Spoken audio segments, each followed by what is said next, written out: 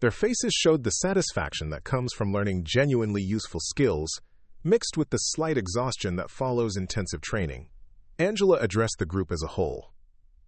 I want to thank everyone for participating today, and I especially want to thank our instructors for sharing their expertise with us. Based on the feedback I'm hearing, I think there's strong interest in making this a regular program. There was immediate agreement from multiple participants. Patricia, the business owner who'd asked about close-quarters situations, was particularly enthusiastic. "This was exactly what I needed," she said. "I've taken self-defense classes before, but they were mostly about fitness and basic techniques. This felt like learning skills that would actually work if I needed them." Jennifer nodded emphatically. The stress training exercises were incredibly valuable. I never realized how much fear could interfere with technique until we practiced under pressure. Sarah raised her hand to address the group. "I'd like to suggest that we organize regular training sessions, maybe once a month, to practice and build on what we learned today." The enthusiasm was gratifying and slightly overwhelming. What had started as a casual demonstration had evolved into something that resembled a legitimate training program with dedicated students and community support. Klein looked at me expectantly. "What do you think? Are you interested in developing this into an ongoing program?" I found myself at the same kind of decision point that had brought me to the gym in the first place. The rational choice was to maintain my privacy, avoid complications, and continue with my original plan of staying uninvolved. But the faces around me were genuinely interested in learning skills that could genuinely matter, and I'd already invested enough effort to see the potential for real impact. "I think we could develop something sustainable," I said carefully.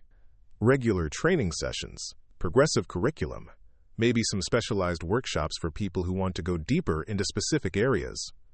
Detective Morrison's interest sharpened. "And you'd be willing to consider law enforcement instruction as well?" "Possibly. I'd want to understand the specific requirements and make sure I could meet your standards." "Fair enough. Why don't you think about it, and we can discuss details when you're ready." As the group began to disperse, several participants approached me individually to express their appreciation and ask about future training opportunities. The conversations were brief but meaningful, reinforcing my sense that the workshop had provided genuine value rather than mere entertainment. Maria, who had been one of the original participants from my first visit to the gym, was among the last to leave. "Thank you for sharing this with us," she said. "I know you didn't have to, and I get the impression that teaching civilians isn't something you do routinely." She was perceptive. Teaching had always been one of the more rewarding aspects of my background, but civilian instruction required different considerations than military training. The responsibility was different when your students would return to normal lives, rather than deploying to combat zones. "I enjoyed working with all of you," I said honestly. "You were excellent students. Will you keep teaching these workshops?" I looked around the gym, taking in the training equipment and the space that had become unexpectedly significant over the past few weeks. Angela was already discussing scheduling for future workshops with Klein, and Detective Morrison was making notes about law enforcement training possibilities. "Yes," I said, surprising myself with the certainty in my voice. "I think I will." As I gathered my belongings and prepared to leave, Klein approached me one final time. "Can I ask you something personal?" he said. I nodded, though I wasn't sure I wanted to hear the question. "You've been careful not to share much about your background, and I respect that. But I'm curious about why you decided to start teaching again. What changed?" It was a thoughtful question that deserved a thoughtful answer. Over the past few weeks, I'd been asking myself the same thing. What had motivated me to get involved with people I didn't know, teaching skills I'd learned in circumstances I couldn't discuss? "I think I forgot how much difference the right training can make in people's lives," I said slowly. In military contexts, everyone understands that training saves lives. But civilians often don't realize that the same principles apply to their daily existence. Klein nodded understanding. "And you decided that your expertise was too valuable to keep to yourself." "Something like that. Plus, I realized I missed the teaching. There's something satisfying about watching people develop competence and skills that could genuinely matter." "Well, I'm glad you decided to share your knowledge. Tonight proved that there's real need for this kind of instruction, and you're clearly qualified to provide it." As I walked toward the gym's exit, I reflected on how dramatically my circumstances had changed over the past month. What had begun as a chance encounter had evolved into a commitment to ongoing community involvement and professional instruction. The evening air carried the familiar sounds of the city settling into night. Traffic, distant music, the conversations of people walking past on sidewalks. Normal sounds from a normal world where most people went about their lives without thinking about personal security or defensive tactics. But I had been reminded that beneath that veneer of normalcy, the skills I had learned in very different circumstances remained relevant and valuable. The techniques that had been developed for military applications could be adapted to help ordinary people navigate everyday dangers more safely and confidently. My phone buzzed with a text message from Angela. "Thank you for tonight." The response has been overwhelmingly positive. "Let's talk about regular scheduling when you have time." Another message followed from Detective Morrison. "Impressive workshop. I'd like to discuss law enforcement training opportunities when convenient. No pressure, but we could use someone with your background." As I reached my car, I paused to consider the path that had brought me to this point. A casual decision to enter a boxing gym had led to connections with people who valued the knowledge I'd spent years acquiring. What had felt like a burden of irrelevant expertise had become an opportunity to contribute meaningfully to my community. I started the engine and pulled out into traffic, already thinking about curriculum development for future workshops and the kinds of specialized training that might benefit law enforcement officers. The work would be different from what I'd done before, but the fundamental mission remained the same: preparing people to handle dangerous situations with competence and confidence. Sometimes the most important skills we possess are the ones we're reluctant to share. Sometimes the experiences we'd rather forget contain lessons that others desperately need to learn. And sometimes the best way to honor difficult training is to use it in service of people who will hopefully never face the circumstances that made that training necessary. The city lights blurred past as I drove home, carrying with me the satisfaction that comes from meaningful work and the anticipation of challenges that would test my ability to transform combat expertise into civilian protection skills. It had been a long time since I'd felt genuinely useful in ways that mattered to people I cared about.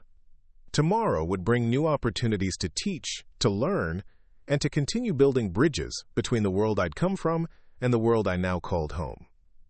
The work would be challenging and rewarding in equal measure, requiring constant adaptation and careful judgment. But tonight, for the first time in years, I felt like I was exactly where I needed to be, doing exactly what I was meant to do. Sometimes the most circuitous paths lead to the most meaningful destinations, and sometimes the skills we think we've left behind turn out to be the most valuable gifts we have to offer. 6 months later, the monthly workshops had evolved into something I never could have anticipated.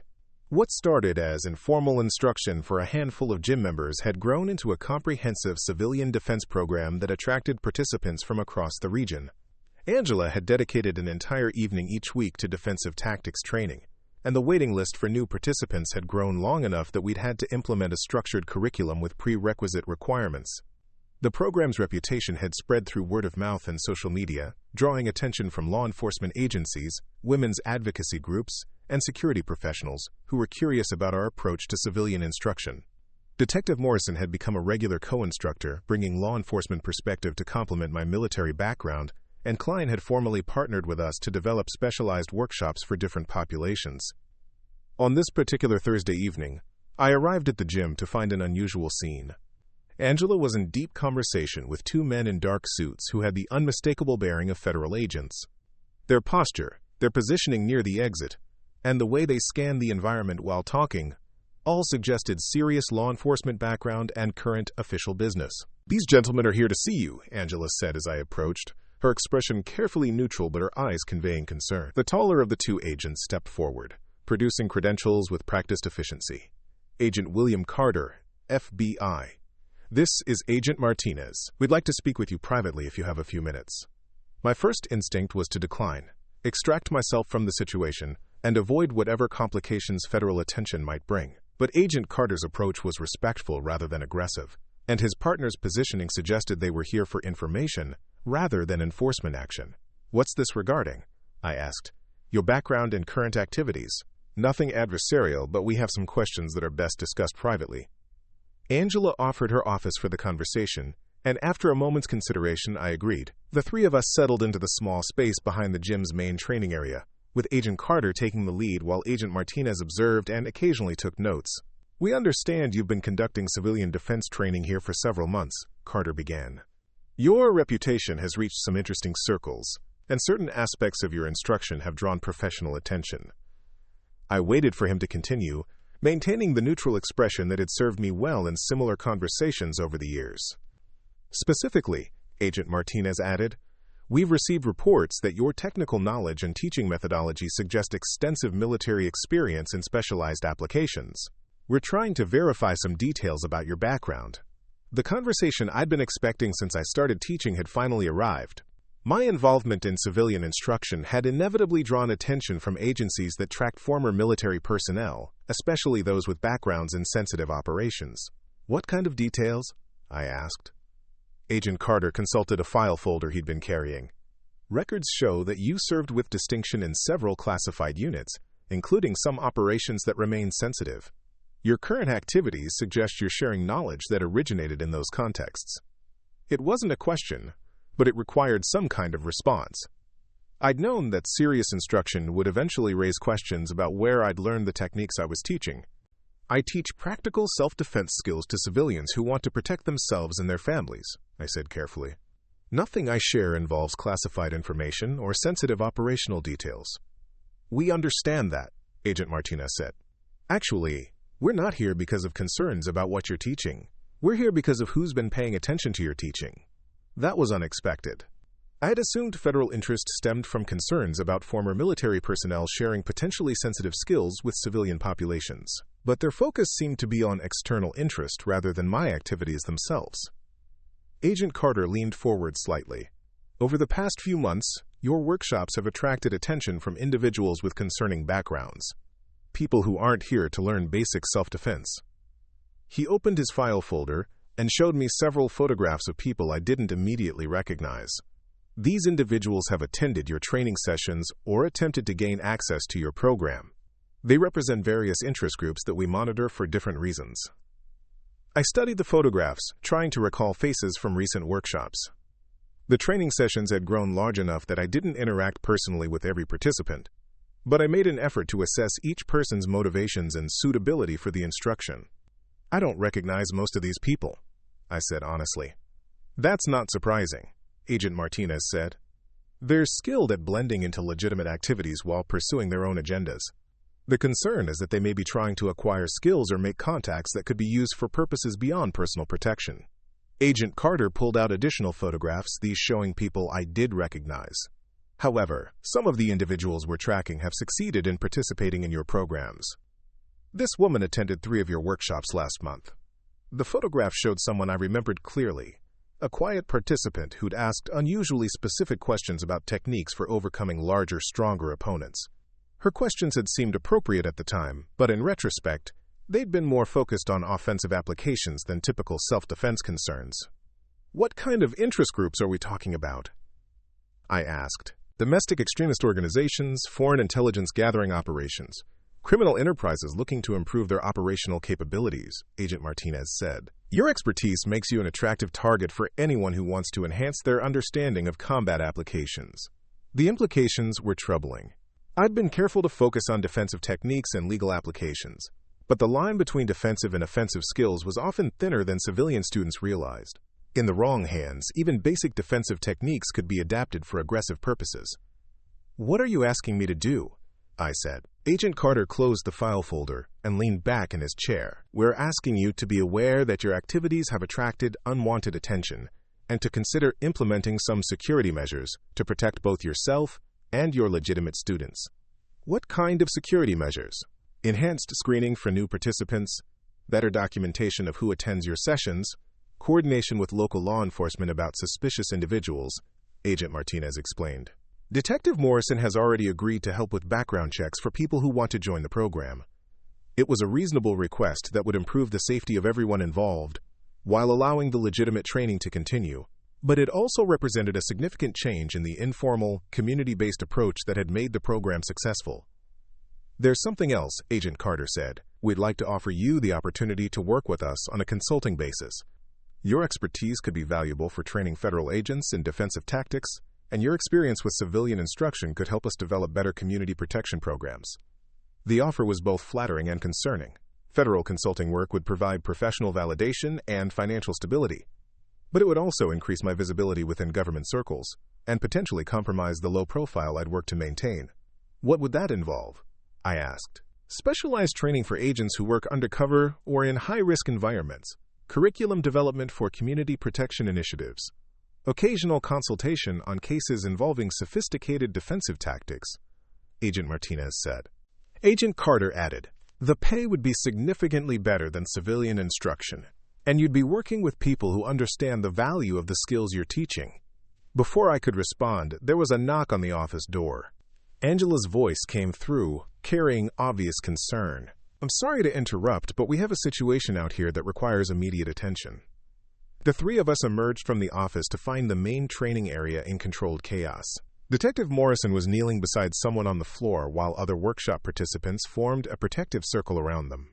Klein was on his phone, apparently calling for emergency medical assistance, and several people were looking toward the gym's entrance with expressions of alarm.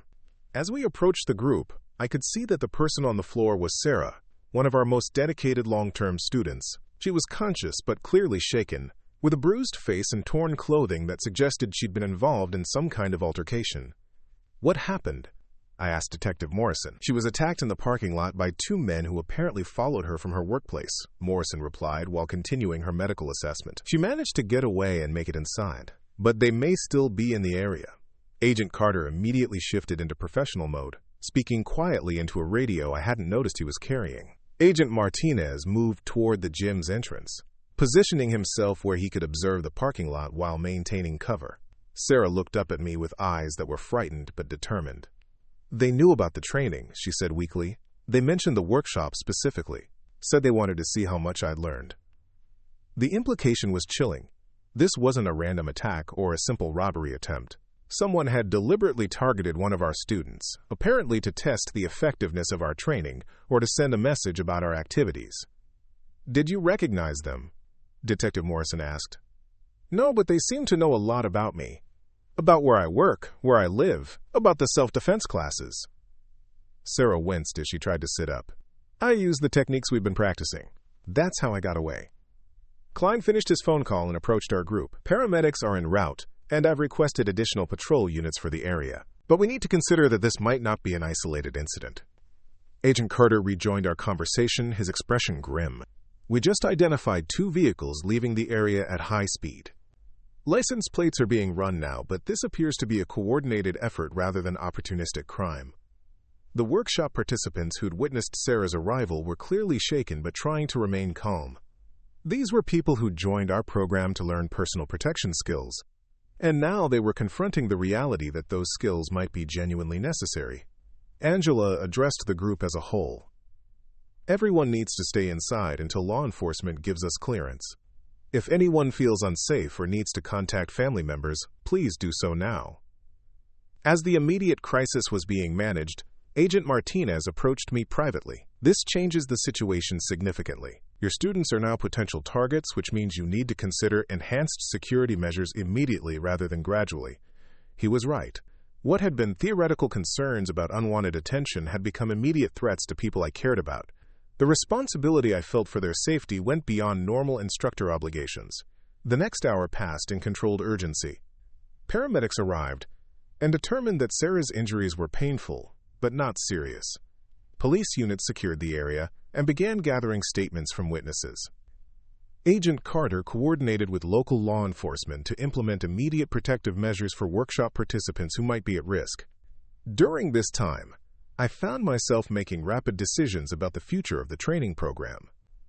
The attack on Sarah demonstrated that our activities had attracted dangerous attention, but discontinuing the program would leave vulnerable people without skills they clearly needed. Detective Morrison pulled me aside as the official response was winding down. "We need to talk about how to proceed. This attack proves that your training is effective, but it also proves that hostile forces are taking notice. What are you recommending?" "Enhanced security protocols, better screening procedures, and coordination with multiple law enforcement agencies." Basically, we need to professionalize the operation without losing the community focus that makes it valuable. Agent Carter joined our conversation. The consulting offer I mentioned earlier just became much more relevant. Federal resources could provide protection for your students and enhance security for your training activities.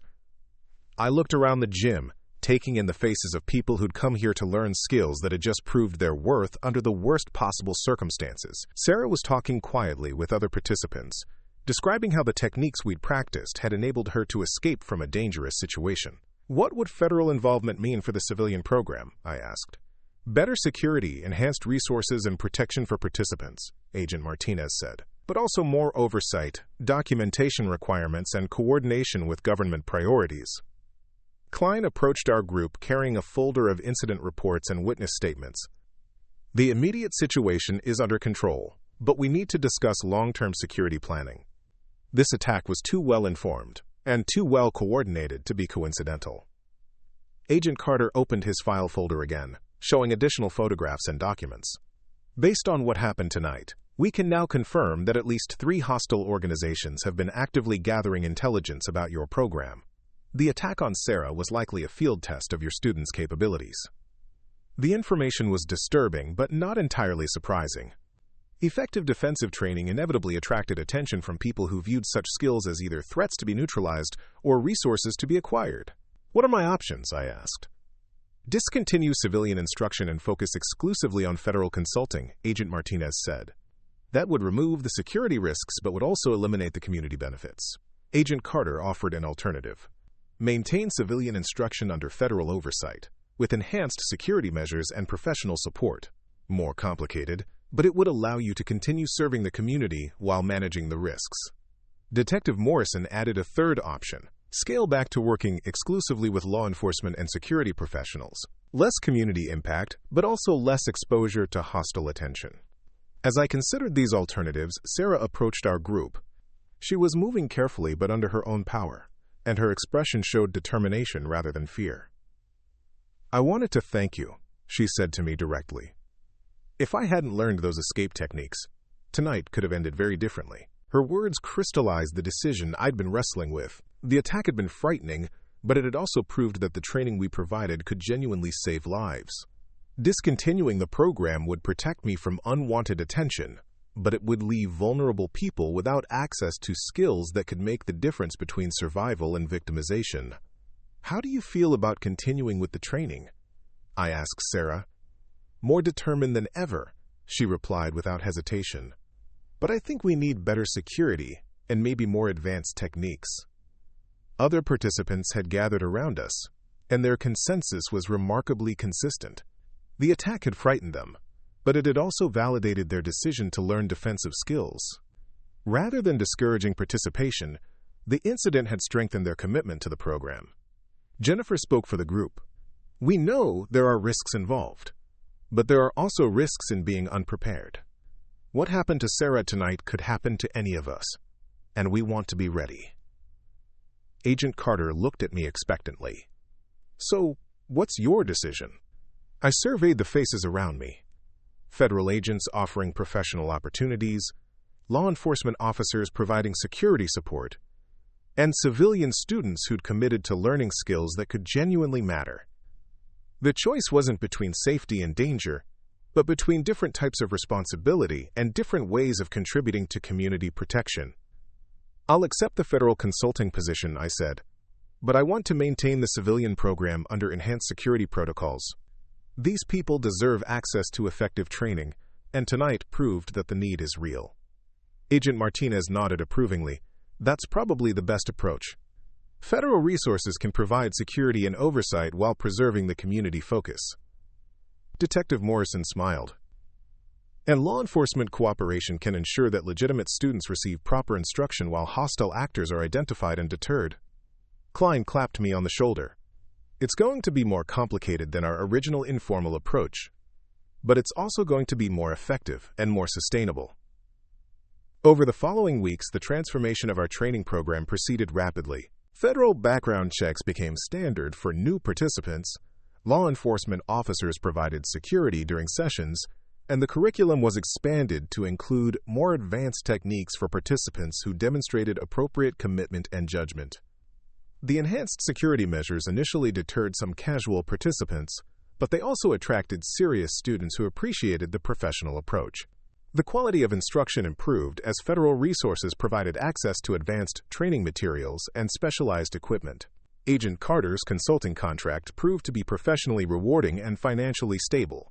Working with federal agents required different teaching approaches than civilian instruction, but the students were highly motivated and brought relevant experience to the learning process. Detective Morrison's involvement deepened as she took on co-instructor responsibilities for both civilian and law enforcement programs. Her professional credibility helped legitimize our activities within official circles, while her teaching skills ensured that students received comprehensive instruction. The most satisfying development was the continued growth of the civilian program, despite enhanced security requirements. Word spread that our training was both effective and professionally managed, attracting participants who might have been deterred by less formal approaches. 3 months after the attack on Sarah, I found myself standing in the same gym where everything had started, but addressing a very different audience. Federal agents, local law enforcement officers, and civilian students were training together in an integrated program that combined professional development with community protection. Sarah had not only returned to the program, but had become one of our most dedicated advanced students. Her experience had motivated her to pursue instructor certification, and she was now helping to teach basic techniques to new participants. The difference between before and after the attack, she told a group of new students, isn't that I'm no longer afraid. It's that I'm afraid but prepared. Fear can be useful if you know how to work with it instead of being paralyzed by it. Her words captured something essential about effective defensive training that went beyond specific techniques or physical capabilities. The goal wasn't to eliminate vulnerability, but to develop competence and confidence that could function effectively despite vulnerability. Agent Carter approached me as the evening's training session concluded. The program evaluation reports are consistently positive. Federal supervisors are impressed with the quality of instruction and the measurable improvements in agent capabilities. How are the community protection metrics looking? I asked. Even better. Reported incidents involving program participants have decreased significantly, and when confrontations do occur, participants are managing them more effectively with less injury and trauma. Detective Morrison joined our conversation, carrying evaluation forms from the evening's participants. Local law enforcement is seeing similar results.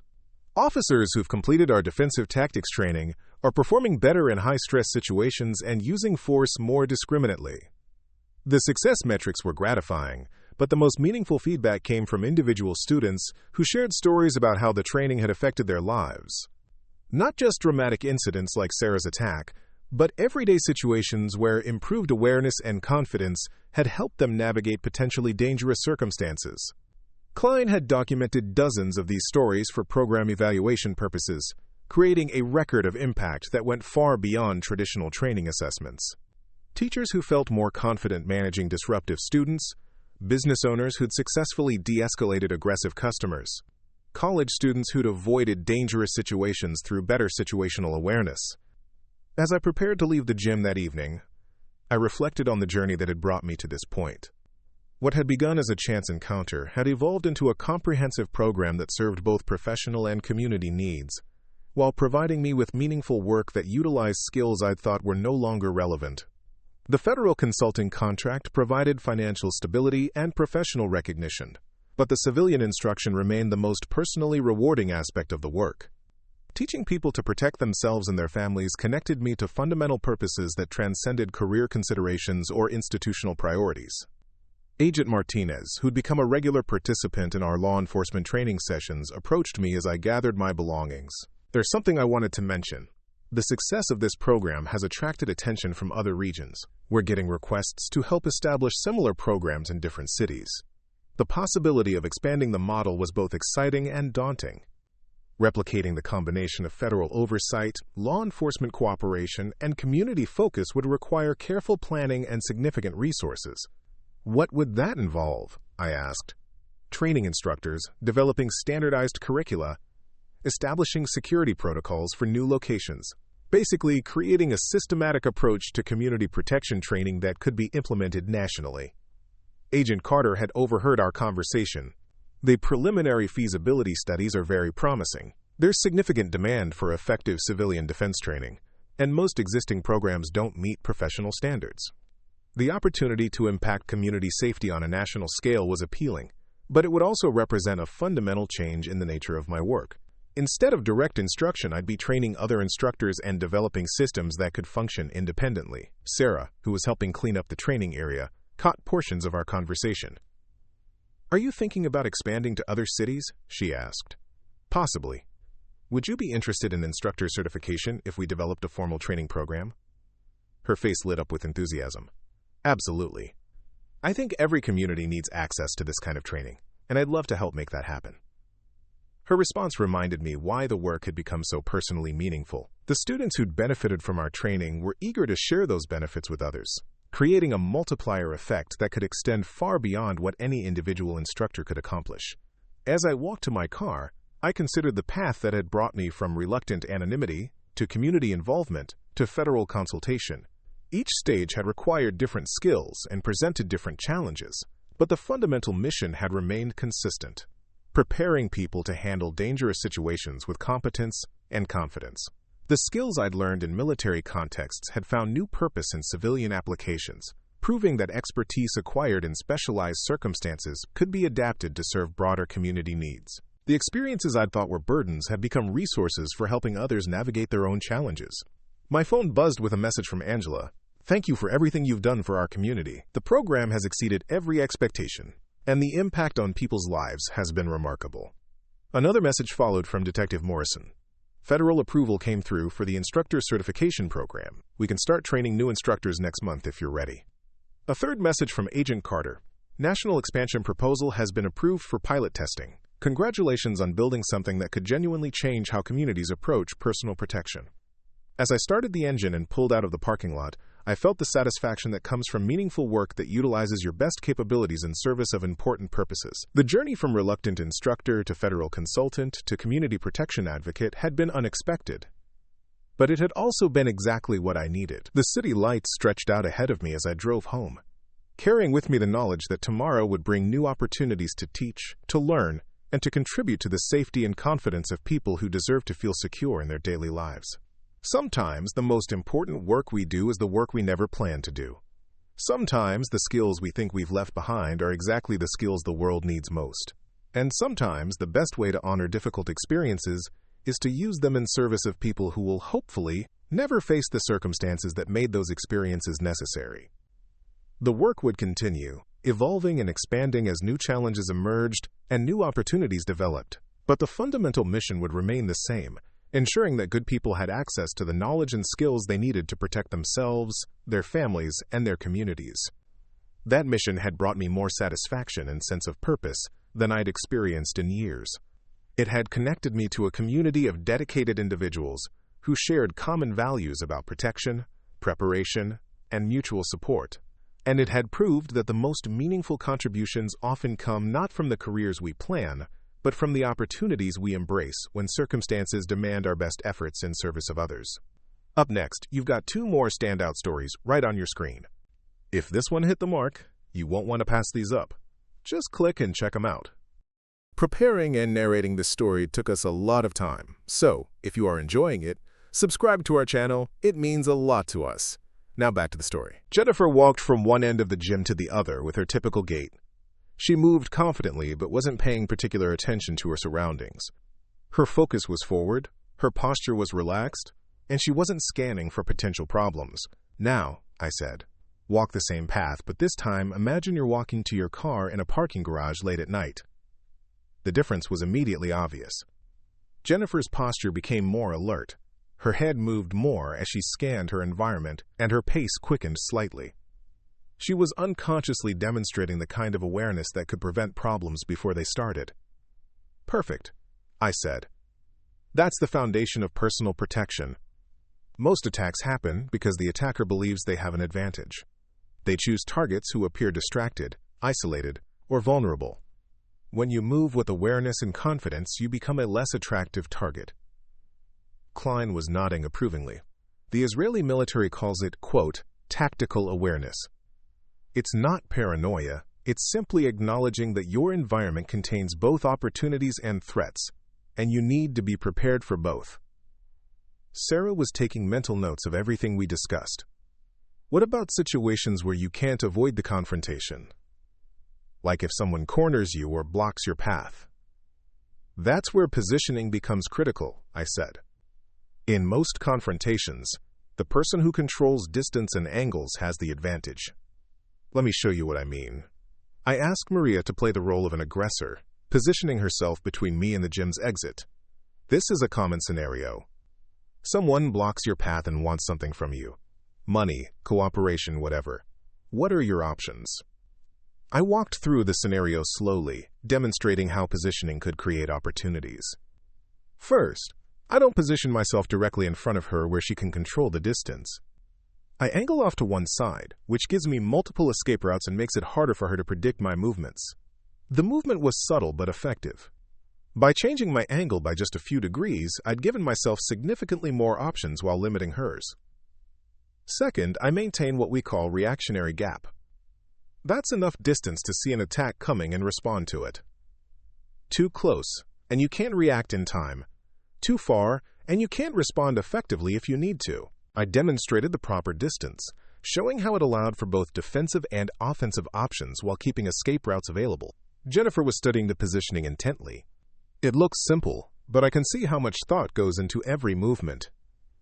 That's the beauty of well-designed systems, Klein said. Complex situations become manageable when you have simple principles to guide your decisions. I spent the next 20 minutes walking through basic scenarios with different members of the group, grab escapes, distance management, awareness drills, and simple control techniques. Nothing too advanced, but enough to give them a foundation for thinking about personal protection systematically rather than reactively. Throughout the demonstrations, I could feel Klein's assessment of my teaching style and technical knowledge. He was clearly evaluating whether I had the depth of understanding that came from serious study rather than casual exposure. His occasional questions and suggestions indicated approval of my approach, but I could tell he was still curious about the specifics of my background.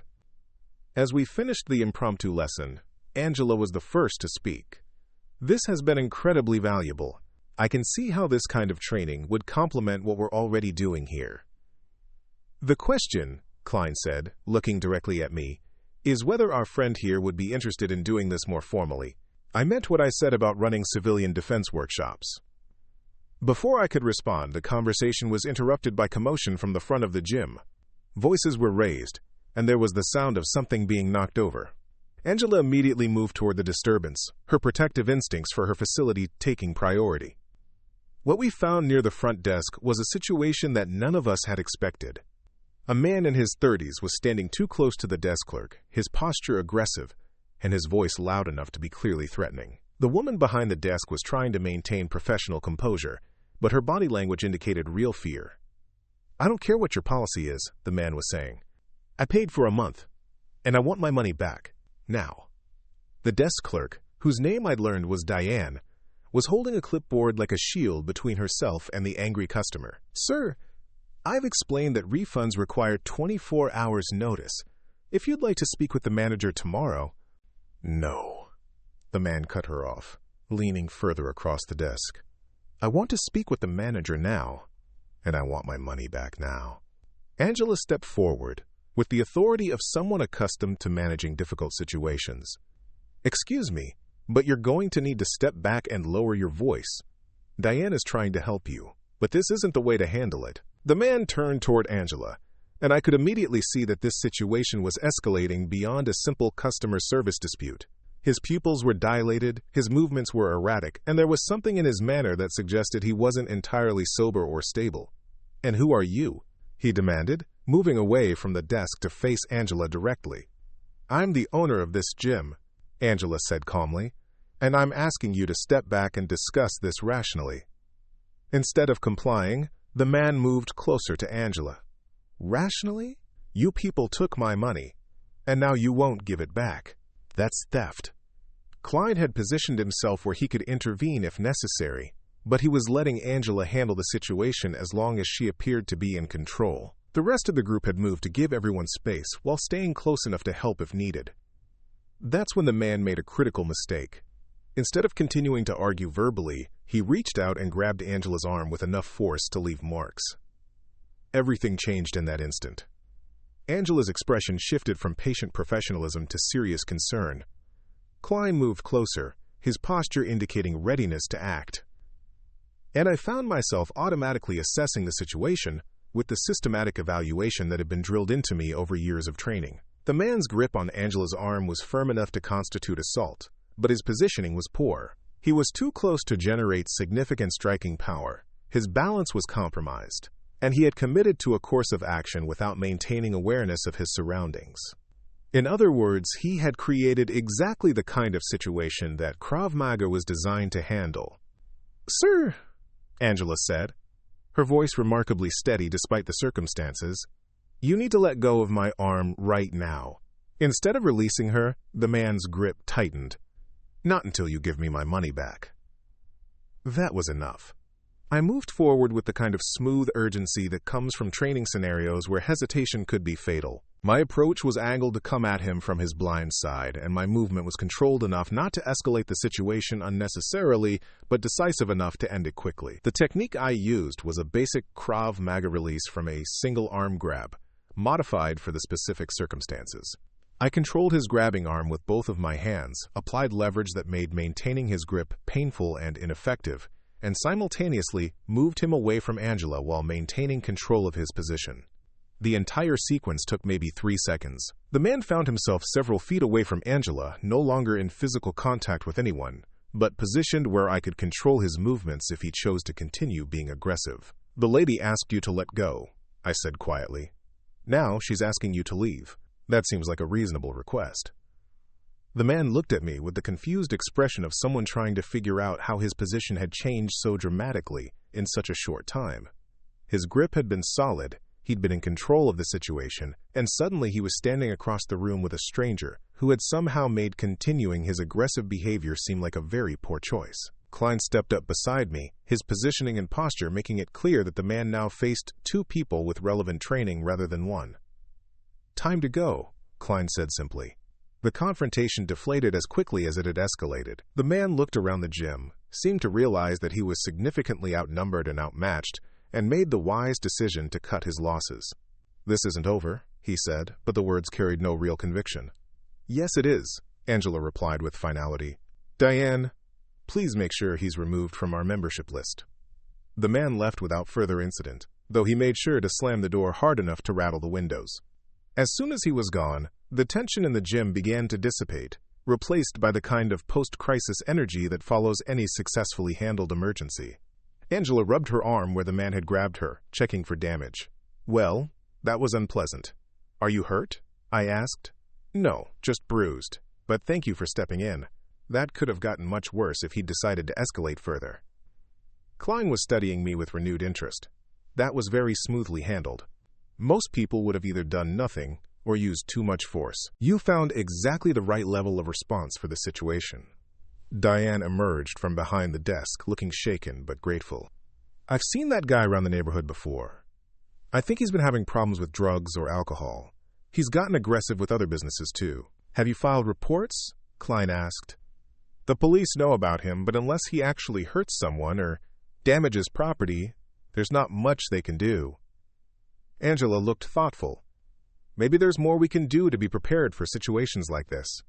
I mean, this is exactly the kind of thing you were talking about earlier." She was right. The confrontation had been a perfect example of how quickly normal situations could become dangerous, and how having the right skills and mindset could make the difference between a minor incident and a serious problem. "This is why I think civilian defense training is so important," Klein said. "Most people go their entire lives without needing these skills, but when you need them, you really need them." Jennifer, who had watched the entire situation unfold, was clearly processing what she'd seen. "When you moved to help Angela, it looked just like the techniques you were showing us, but faster and more decisive." "Same principles," I said. "Distance, positioning, control. The only difference was the level of threat, which determined how much force was appropriate." Maria nodded understanding. "You didn't hurt him, but you completely neutralized his ability to hurt anyone else." "That's the goal," Klein confirmed. "Use the minimum force necessary to control the situation safely." Sarah was looking at me with something approaching awe. Where did you learn to do that so calmly? I mean, I was terrified, but you just handled it like it was routine. The question touched on aspects of my background that I wasn't ready to discuss in detail, but I could give them a partial answer. Experience teaches you that most confrontations follow predictable patterns. When you've seen similar situations before, you're better prepared to respond appropriately. Klein's expression suggested he understood there was more to the story than I was sharing, but he didn't press for details. Instead, he turned to Angela. This might be a good time to discuss those workshops we were talking about. It sounds like your neighborhood could benefit from people knowing how to handle situations like this. Angela was nodding emphatically. Absolutely. After what just happened, I think there would be significant interest in practical self-defense training. The conversation was interrupted by Diane approaching our group. I wanted to thank all of you for stepping in. That situation could have gotten really bad really quickly. That's what we're here for, Angela said simply. Diane looked at me specifically. I saw what you did to get him away from Angela. That was impressive. Are you a police officer or something? It was a reasonable assumption. Most civilians who could handle confrontations that smoothly had some kind of professional training in law enforcement or security, but it was also exactly the kind of question I preferred to avoid. Just someone who's had some training, I said. Klein smiled at my continued evasiveness. She's being modest again, but yes, she clearly has extensive training in managing these kinds of situations. The group began discussing practical details of potential workshops, scheduling, curriculum, and logistics. But throughout the conversation, I could feel Klein's attention returning to me periodically. He was clearly still curious about my background, and the way I'd handled the confrontation had only increased his interest. As the evening wound down and people began gathering their belongings, Klein approached me privately. Can I ask you something? He said quietly. I nodded, though I wasn't sure I wanted to hear the question.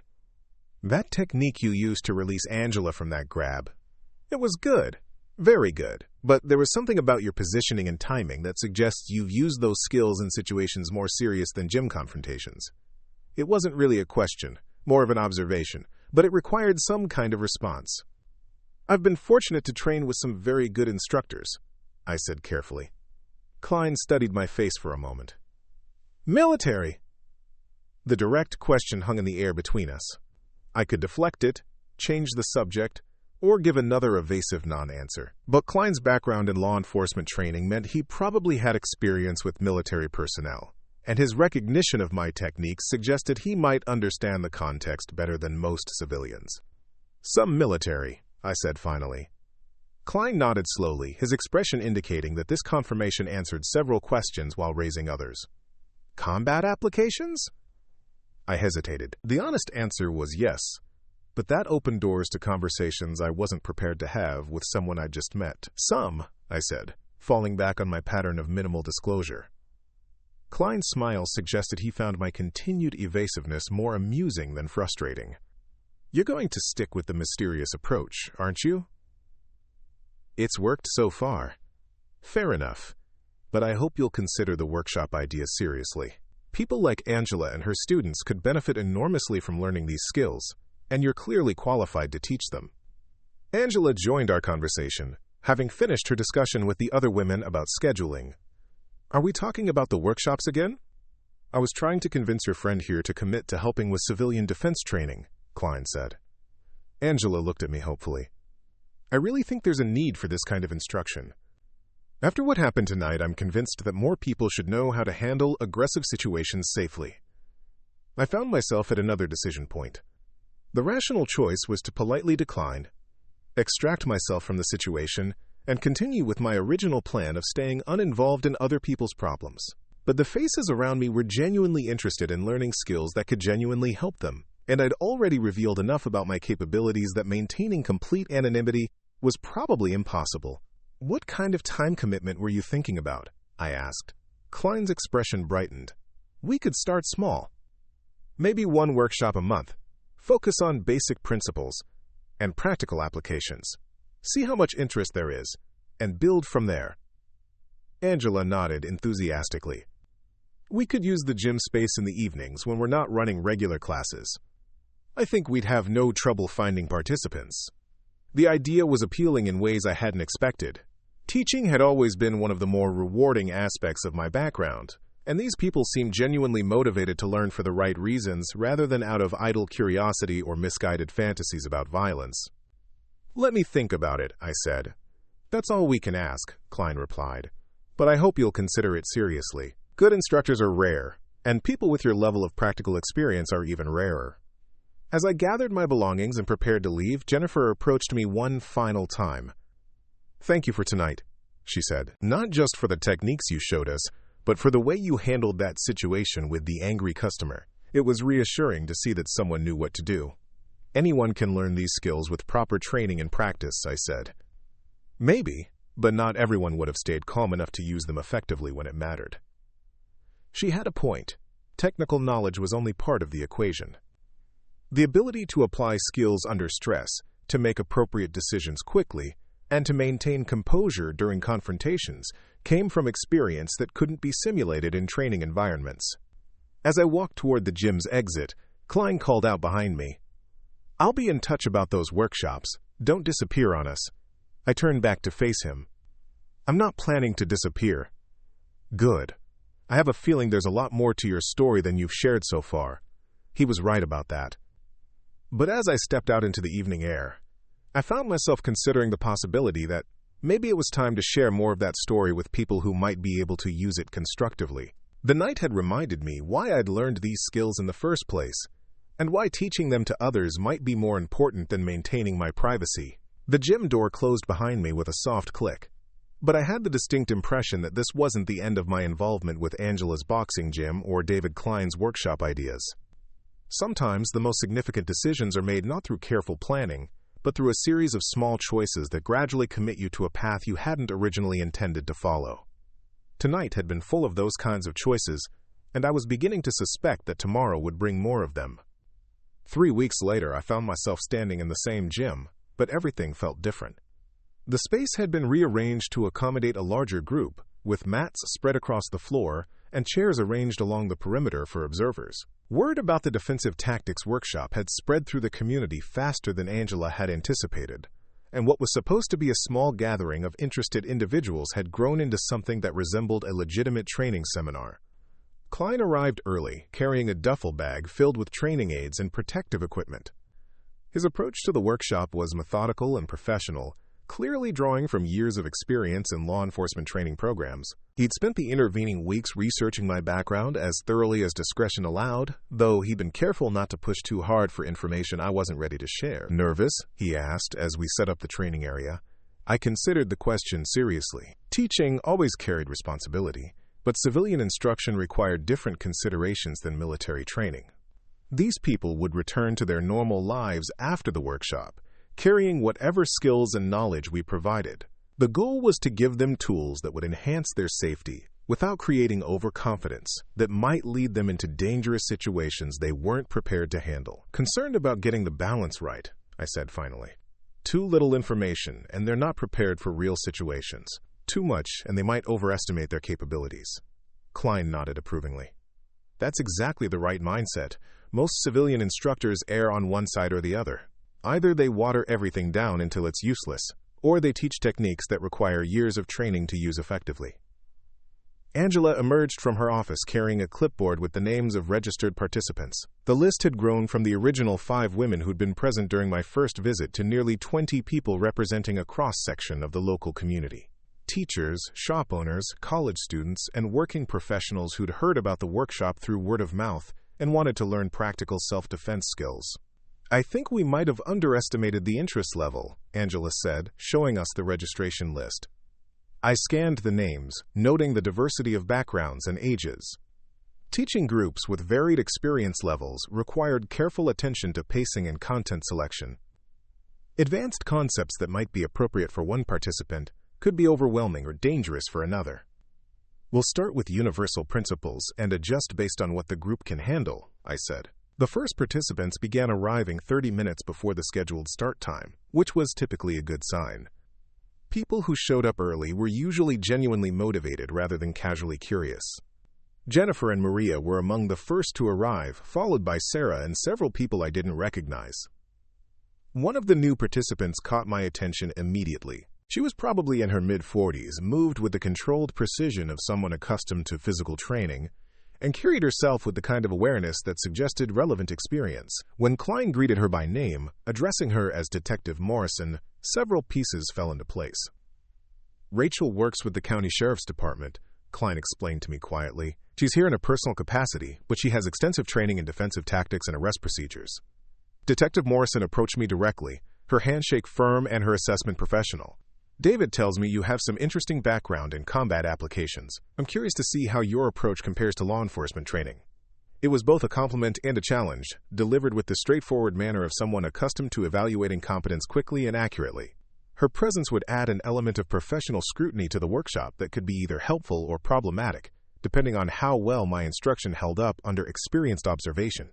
"I hope you'll find it useful," I said simply. By the time we were ready to begin, the group had grown to include local business owners who'd had problems with aggressive customers, college students whose campus had experienced recent safety incidents, and several older women who'd decided that traditional self-defense classes weren't providing the practical skills they needed. Klein opened the workshop with a brief overview of the philosophy behind effective personal protection, emphasizing situational awareness and avoidance over physical confrontation.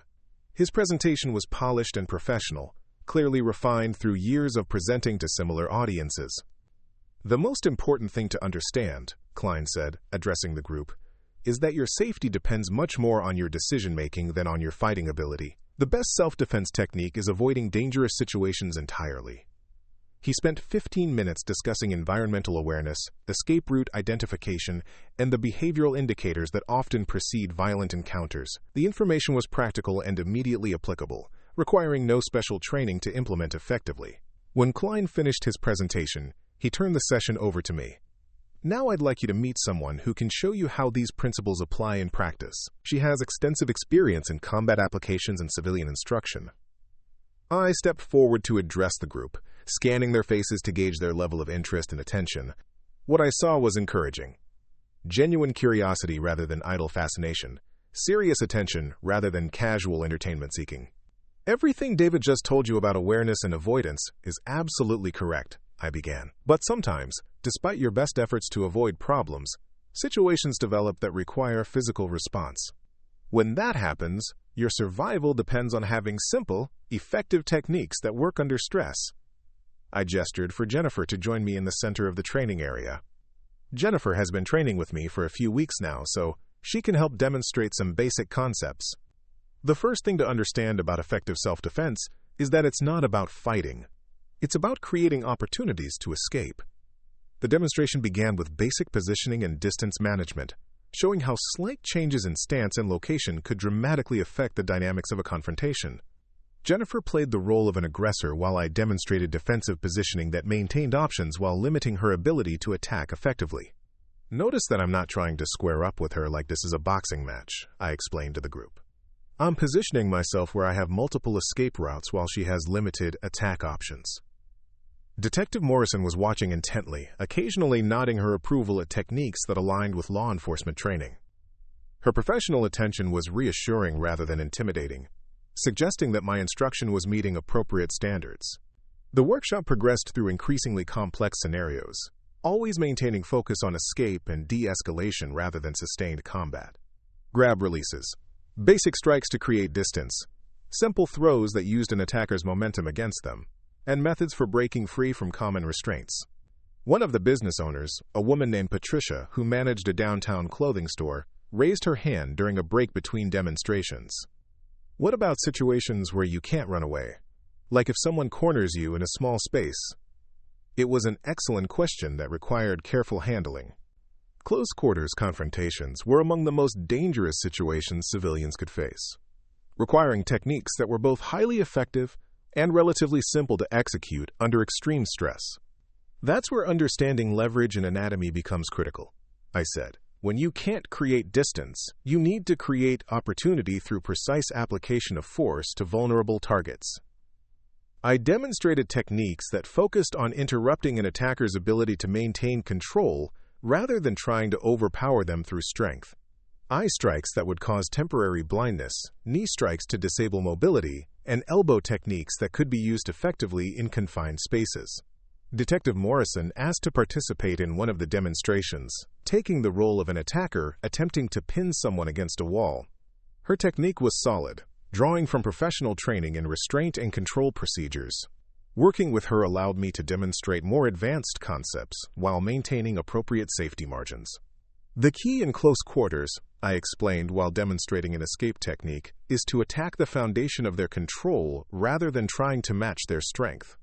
Rachel is using proper positioning and leverage to maintain control, but there are specific weaknesses in any restraint that can be exploited with the right technique.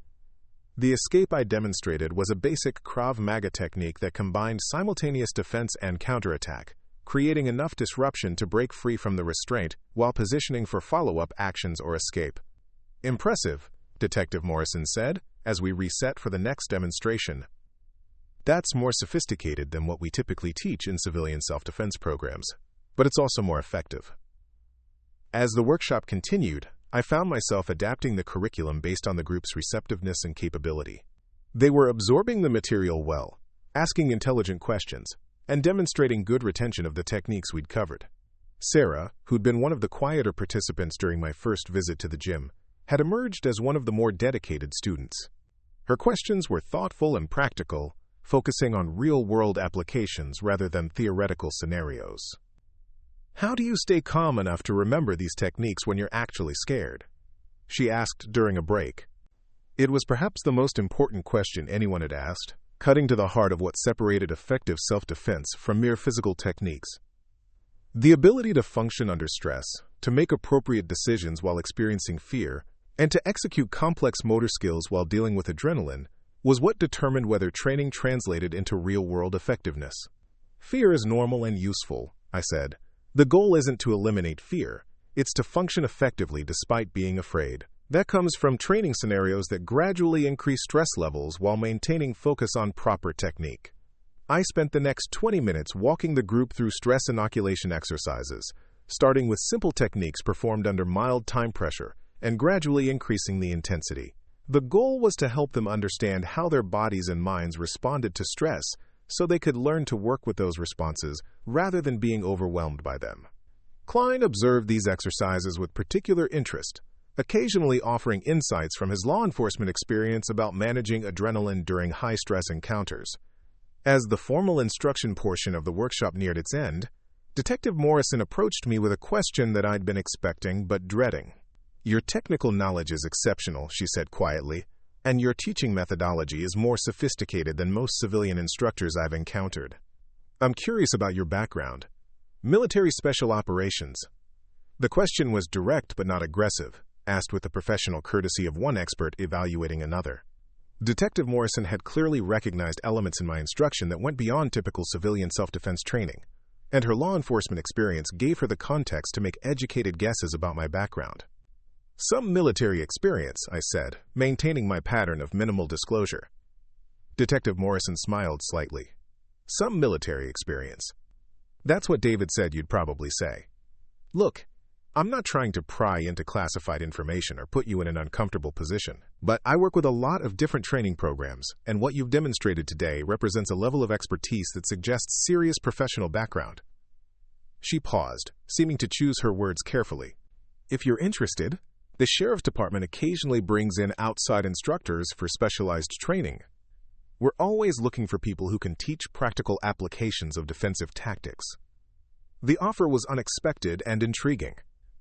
Law enforcement training would provide an opportunity to work with students who had professional reasons for learning these skills, rather than the casual interests that characterized most civilian instruction. "What kind of training programs?" I asked.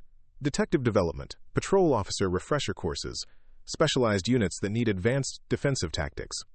The pay is decent, and you'd be working with people who understand the difference between theoretical knowledge and practical application." Klein had moved close enough to overhear our conversation. "That's actually a great idea. Rachel's right that the department could benefit from your expertise, and it might be a good way to stay involved in instruction without the complications that come with civilian programs."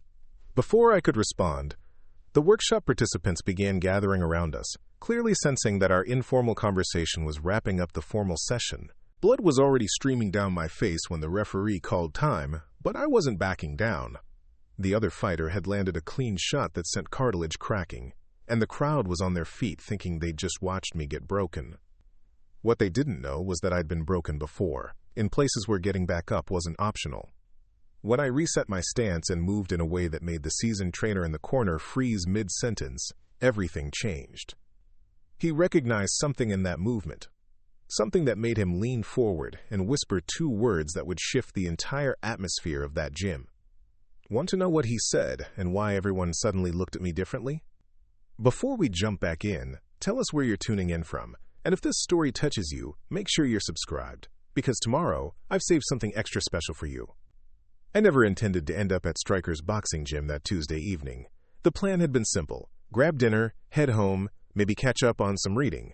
But plans have a way of dissolving when you pass by a storefront window and see something that pulls at memories you've spent years trying to quiet.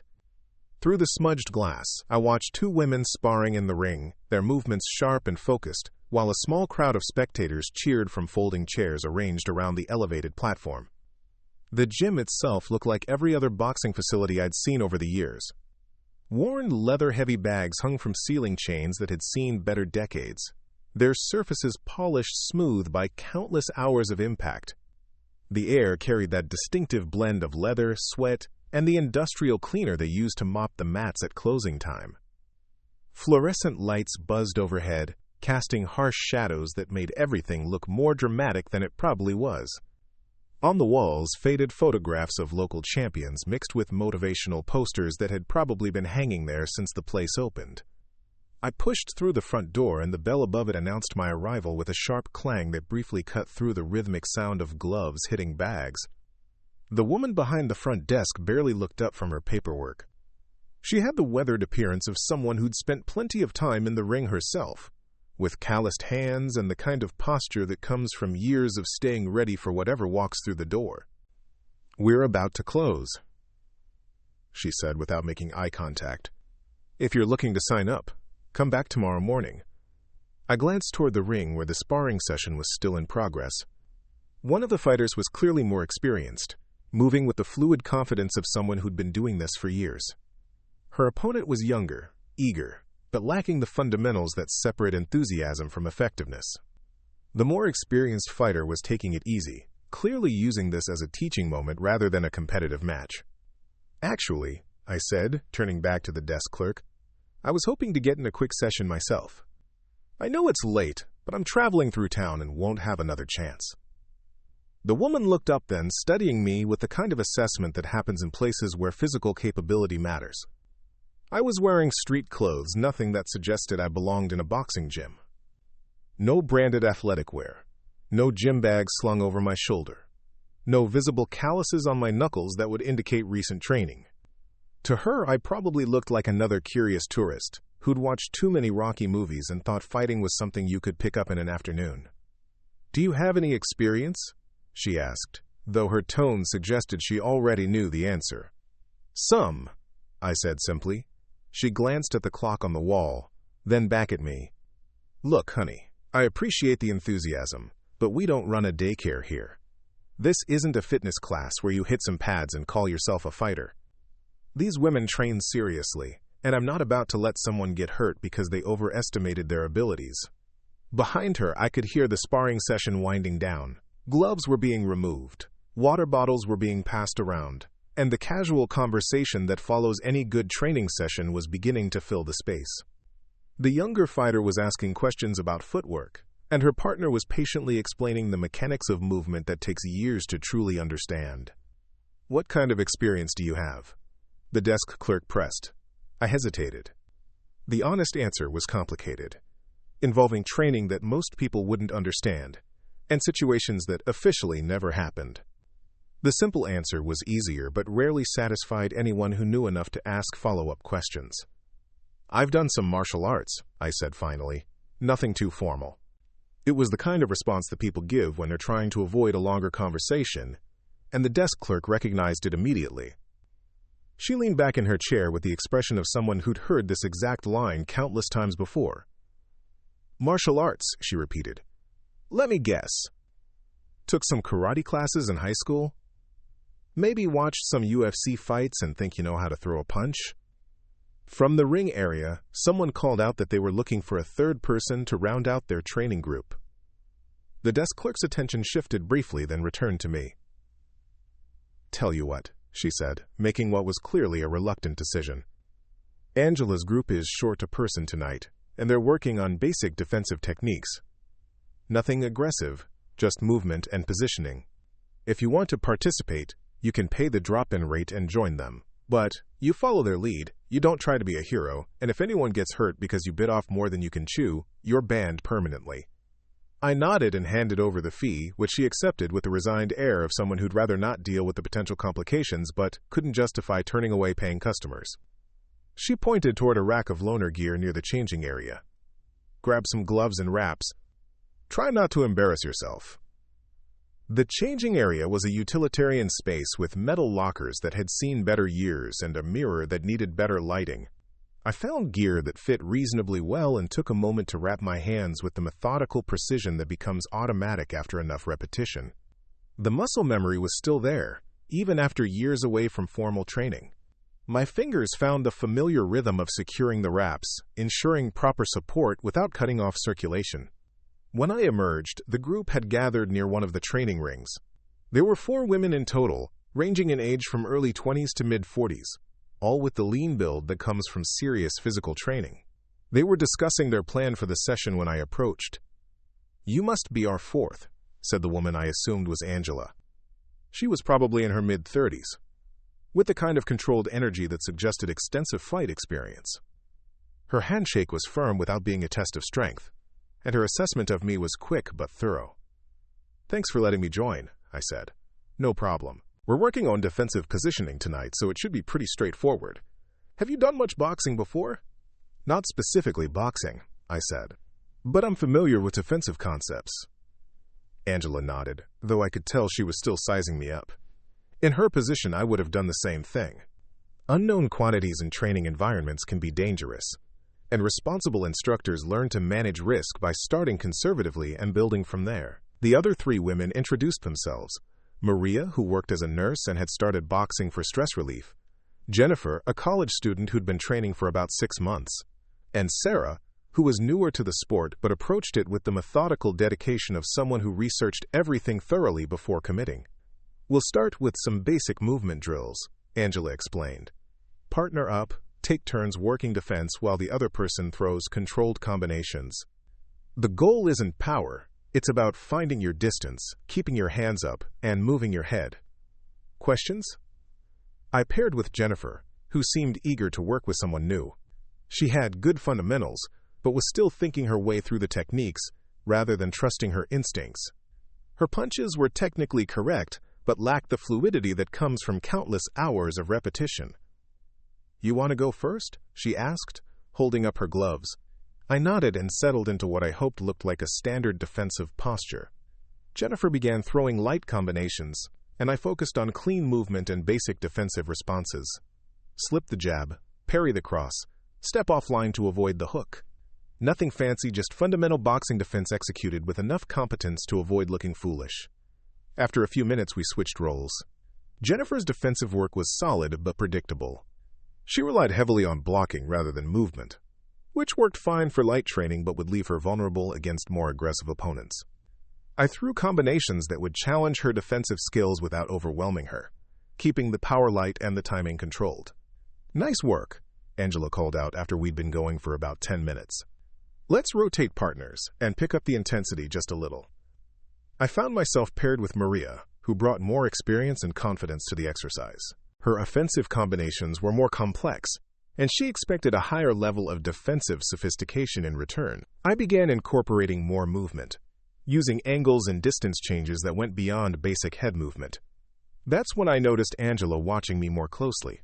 My defensive work was becoming more fluid, less conscious, and the techniques I was using weren't strictly from boxing's playbook. I was integrating elements that had been drilled into me in environments where the stakes were considerably higher than a friendly training session. "Interesting footwork," Angela commented during a brief break. "Where did you say you trained?" "I didn't," I replied, which was technically true but not particularly helpful. Before she could follow up, Sarah approached with a question about timing, and the conversation shifted. But I could feel Angela's attention returning to me throughout the rest of the session. She was starting to recognize that my background might be more substantial than I'd initially indicated. The training continued for another 20 minutes, with each rotation bringing a slight increase in intensity. By the time we were working with Maria again, the pace had reached a level where real skills began to show through. My defensive responses were becoming more instinctive, incorporating subtle elements that weren't part of standard boxing curriculum. When Sarah threw a wild hook that came in too high and off angle, I responded with a defensive technique that was more about controlling her arm than simply avoiding the punch. It was a brief moment, lasting maybe half a second, but it involved contact and positioning that definitely wasn't traditional boxing. "Whoa," Sarah said, pulling back. "That was different. What was that?" I'd hoped the moment would pass unnoticed, but Sarah's question drew Angela's attention back to our pairing. She was now watching with the focused interest of someone trying to solve a puzzle.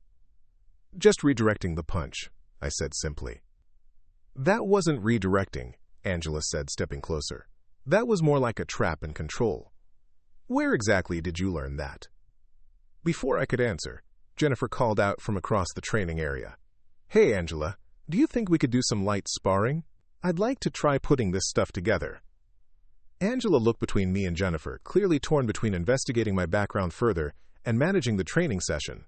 Professional responsibility won out. "Sure," she said, "but we keep it light and controlled. Technical sparring only. Maria, you want to go first with Jennifer?" While they prepared for their sparring round, Angela pulled me aside. "Look, I don't know what your background is, but you're clearly not a beginner. If we're going to do any live sparring, I need to know what I'm dealing with. Are you going to be safe in there?" It was a fair question from a responsible instructor. Sparring with unknown partners could be dangerous if there were significant skill disparities, or if someone had training that emphasized different priorities than sport fighting.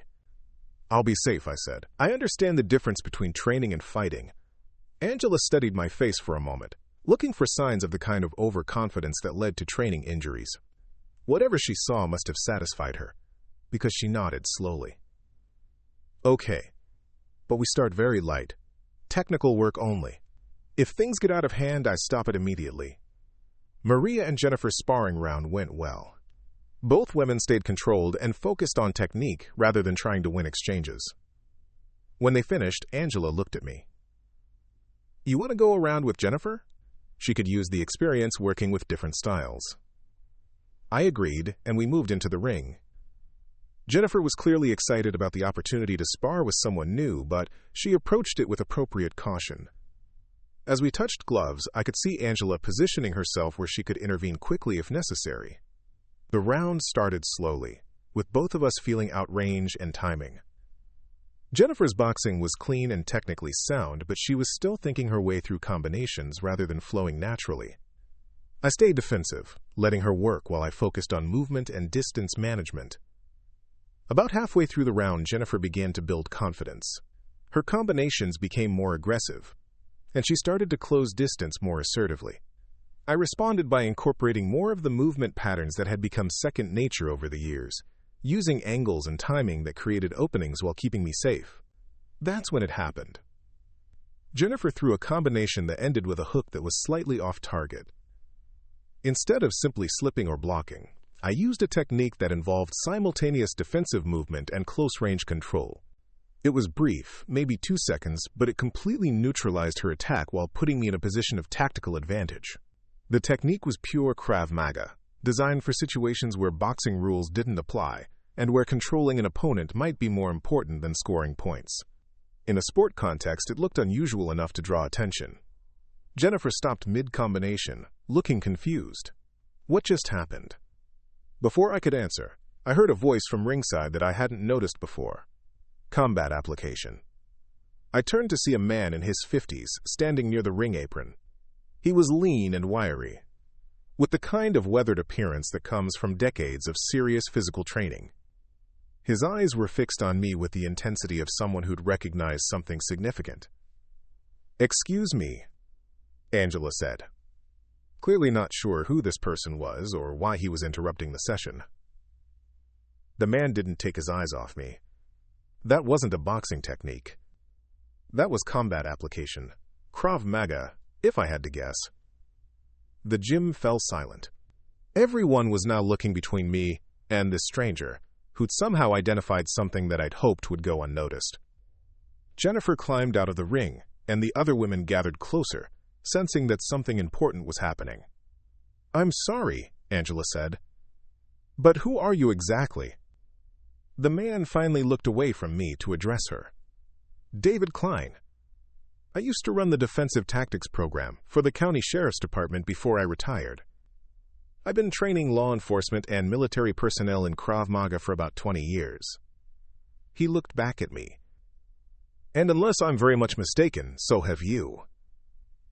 The words hung in the air like a challenge and a question at the same time. David Klein's identification of my background was accurate enough to be uncomfortable and public enough to demand some kind of response. I could feel everyone's attention focused on me, waiting to see how I'd handle this unexpected moment of recognition. "I've had some exposure to Krav Maga," I said carefully. Klein's expression suggested he found my evasive answer either amusing or frustrating. "Some exposure." "Right." He climbed up onto the ring apron, moving with the fluid confidence of someone who'd spent countless hours in similar environments. "Mind if I ask where you trained?"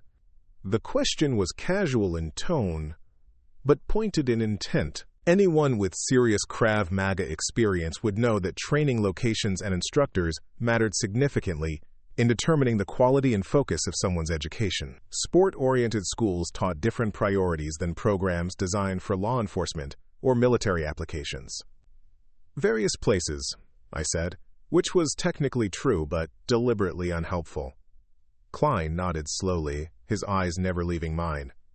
"Various places. Got it. Well, whoever taught you did excellent work. That defensive sequence was textbook combat application. Clean, efficient, and exactly what you'd want to use against someone who doesn't follow boxing rules." Angela was looking between Klein and me with growing confusion. "Wait, what exactly are we talking about here? I thought Krav Maga was just another martial art." Klein's attention shifted to her, and I could see him making a decision about how much to explain. Krav Maga isn't sport fighting.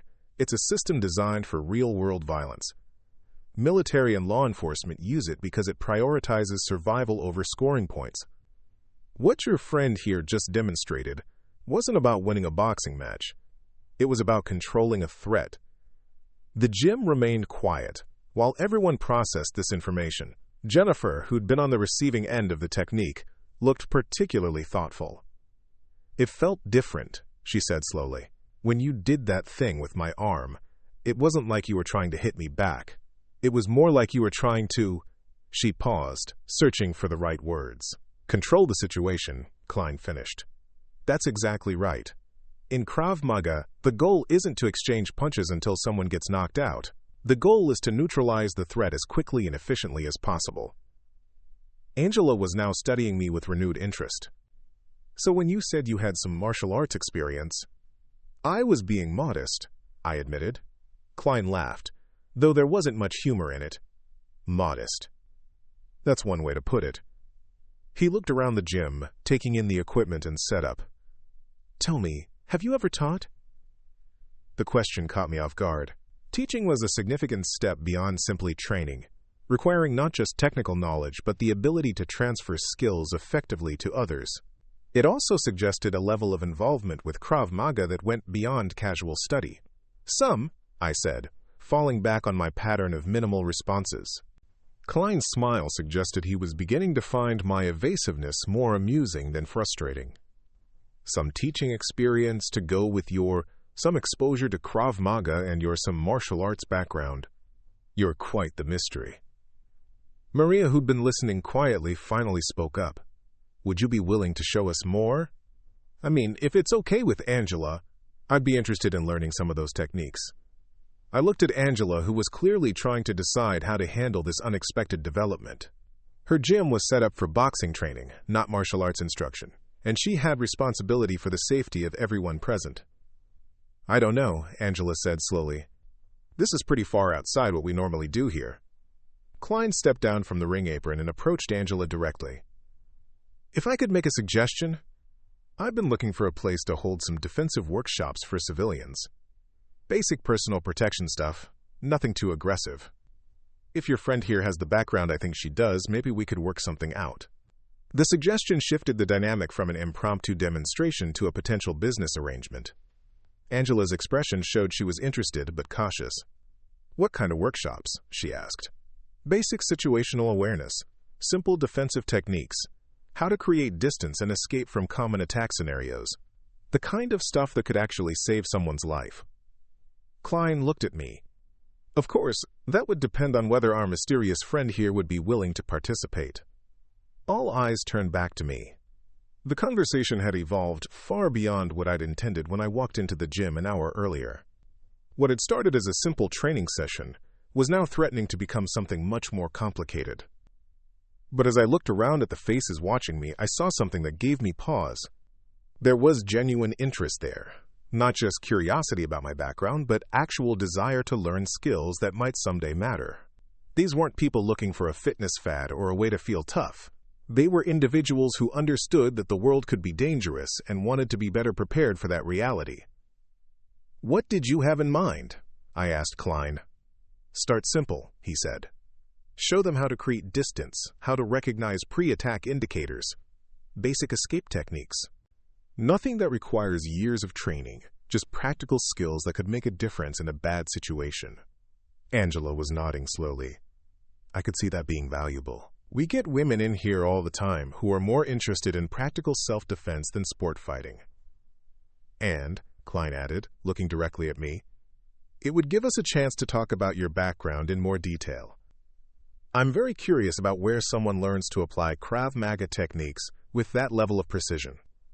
The implication was clear. Klein's interest in my training wasn't purely professional. He'd recognized something in my technique that suggested experience beyond civilian instruction, and he wanted to understand what he was dealing with. Jennifer, who'd been quietly processing everything she'd heard, suddenly spoke up. Before we get too far into planning workshops, could someone explain what exactly happened when we were sparring? I felt that technique, but I didn't really understand it. Klein looked at me expectantly. Care to break it down for her? I found myself at a decision point. I could continue being evasive, deflect the question, and probably find a way to extract myself from the situation without revealing much more about my background. Or I could accept that my cover was already blown and use this as an opportunity to determine whether these people could be trusted with more detailed information. The faces around me were genuinely curious and respectful. Angela had demonstrated good judgment throughout the training session. Klein clearly had relevant experience and professional credibility. Maria, Jennifer, and Sarah had all shown the kind of serious approach to training that suggested they would treat advanced techniques responsibly. All right, I said finally. Let's talk about what happened. The demonstration space cleared as everyone gathered around. I found myself in the center of their attention, which wasn't a position I particularly enjoyed, but the curiosity in their faces was genuine enough that I decided to push through my natural inclination toward privacy. Jennifer stepped forward, clearly eager to understand what she'd experienced.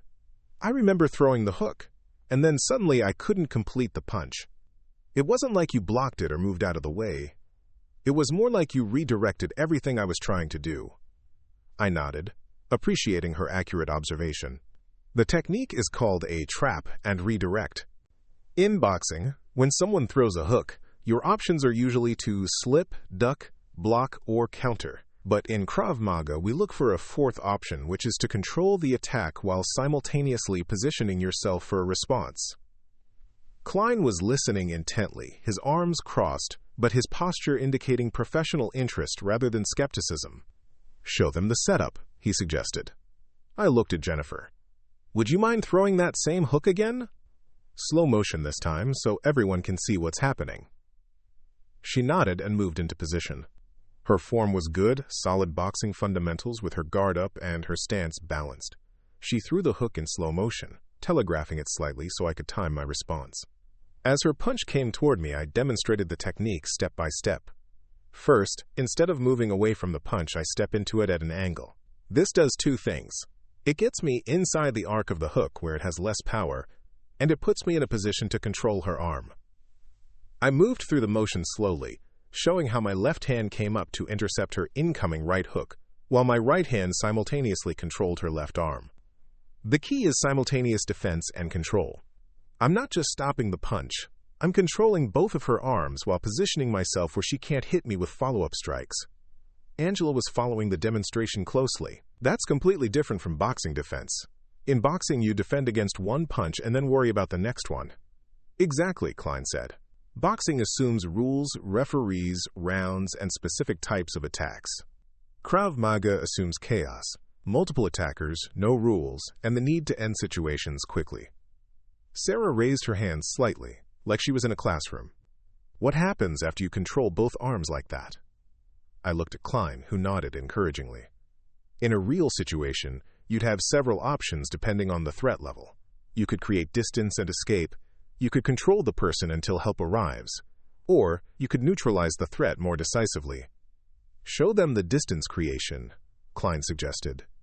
That's probably the most practical option for most people. I guided Jennifer through the technique again, this time demonstrating how the arm control naturally led to a position where I could create separation between us. From here, I can use her own momentum against her, redirect her past me, and create enough space to either escape or reassess the situation. The movement was fluid and efficient, using leverage and positioning rather than strength. Jennifer ended up several feet away from me, slightly off balance but unharmed, while I remained in a stable position with clear escape routes. That felt completely different from anything I've learned in boxing, Jennifer said, shaking her head in amazement. It's like you used my own energy against me. Maria stepped forward. Could you show us how that would work against different types of attacks? I mean, what if someone grabbed you instead of throwing a punch? I hesitated. Teaching defensive techniques carried significant responsibility. Done incorrectly, they could give people false confidence or lead to situations where they overestimated their abilities. Done correctly, they could provide genuine tools for personal safety. Klein seemed to sense my hesitation. Start with basic principles, he suggested. Distance, positioning, awareness. Save the specific techniques for people who are ready to train seriously. That made sense. I turned to address the group as a whole. The most important thing to understand about personal protection isn't any specific technique. It's mindset. Most people go through their daily lives assuming they're safe, which means they're not prepared when that assumption proves wrong. Angela nodded thoughtfully. I see that with some of the women who come in here. They want to learn to fight, but they haven't thought about situations where fighting might not be the best option. Right. Fighting should be a last resort, not a first choice. The goal is to avoid dangerous situations entirely, and if you can avoid them, to end them as quickly as possible with minimal risk to yourself. I moved to the center of the training area, where everyone could see me clearly. Let me show you what I mean about awareness. Jennifer, would you walk across the gym like you normally would? Just natural movement.